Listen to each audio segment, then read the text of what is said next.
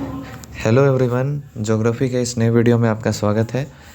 आज के इस वीडियो में हम लोग अर्थ मूवमेंट का जो बचा हुआ पार्ट था फोल्ड्स, उसको कवर करेंगे।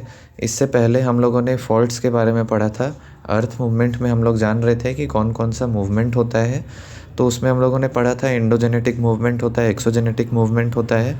तो एंडोजेनेटिक मूवमेंट में जो दो मेन फोर्स काम कर रहे थे, एक था एपिरोजेनेटिक और एक था ओरोजेनेटिक। तो ओरोजेनेटिक का एक टाइप था फॉल्ट और एक था फोल्ड। तो फॉल्ट हम लोगों ने पढ़ लिया था, अलग अलग तरह के फॉल्ट्स। आज के इस वीडियो में हम लोग जानेंगे अलग अलग तरह के फोल्ड्स। तो चलिए स्टार्ट करते हैं। तो फोल्ड्स मतलब होता है मोड़। जब कभी प्लेट्स के बीच में कंप्रेशनल फोर्स यानी कि दबाव वाला फोर्स काम करता है, तब उससे मोड़ बनता है। और मोड़ अलग अलग तरह से बनते हैं, इसलिए इनको अलग अलग टाइप्स में बांट दिया गया है। तो सबसे पहला फोल्ड यहाँ पे दिया हुआ है सिमेट्रिकल फोल्ड। तो जब कभी फोल्ड इस तरह से बने कि सिमेट्री में, मतलब सेम जितना इधर गया है उतना ही इधर भी गया, तब इसको कहेंगे हम लोग सिमेट्रिकल फोल्ड।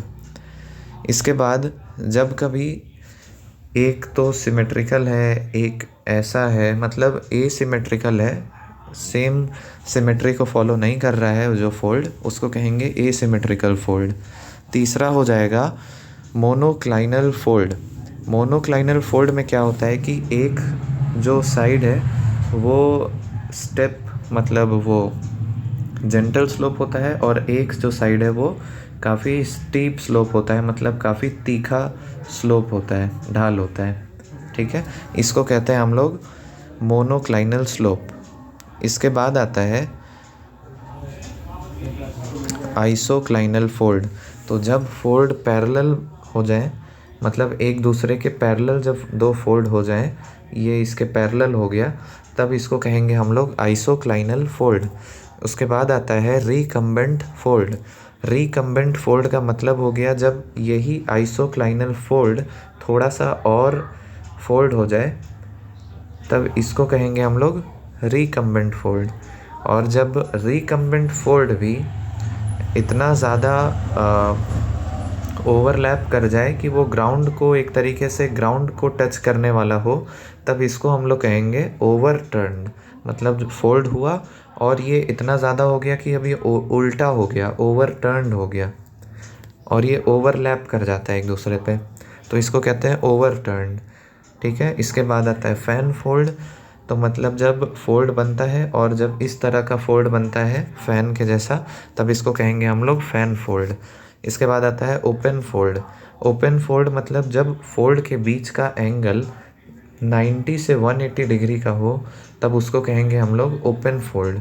और जब एंगल 0 से 90 के बीच का हो, तब उसको कहेंगे हम लोग क्लोज फोल्ड। तो ये था कुछ फोल्ड्स के टाइप। अब फोल्ड से रिलेटेड कुछ टर्म्स को जानते हैं। एक टर्म होता है एंटिक्लाइन और एक होता है सिंक्लाइन। तो उसको देखते हैं कैसा होता है। तो एंटिक्लाइन मतलब होता है किसी भी फोल्ड का जो पार्ट ऊपर जा रहा होता है, ये कहलाता है एंटिक्लाइन, और जो पार्ट नीचे जा रहा होता है इसको कहते हैं हम लोग सिंक्लाइन। तो एंटिक्लाइन और सिंक्लाइन के बेसिस पे हम लोग कुछ कॉन्सेप्ट्स को समझते हैं।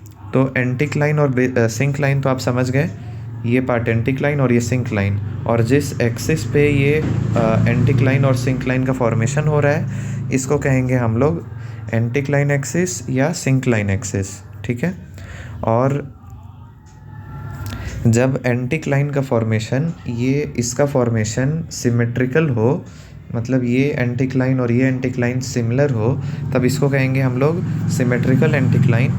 और जब सिंक्लाइन सेम हो, सिमिलर हो, सिमेट्रिकल हो, तब इसको कहेंगे हम लोग सिमेट्रिकल एंटिक सिंक्लाइन। ठीक है, और ठीक इसी का उल्टा हो जाएगा। जब उल्टा उल्टा हो, मतलब ये जिस तरह से है उसके अपोजिट हो या फिर अलग हो उससे, तब इसको कहेंगे हम लोग एसिमेट्रिकल एंटिक्लाइन एंड सिंक्लाइन। ठीक है, इसके बाद एक आता है वर्ड जिसको कहते हैं हम लोग डीप। तो डीप होता है मतलब कि जब ज्योग्राफिकल वेड से जैसे ये रॉक है तो इसका जोग्राफिकल बेड हो जाएगा जहाँ पर ये लैंडफॉर्म बना हुआ है। तो मान लीजिए जैसे ये है, कोई लैंडफॉर्म बना हुआ है, तो इसके बेस से कितना एंगल पे ये सब बना हुआ है, इसी को कहते हैं हम लोग डीप। मतलब जोग्राफिकल बेड से कितना डिग्री का एंगल बना रहा है उसको कहते हैं डीप।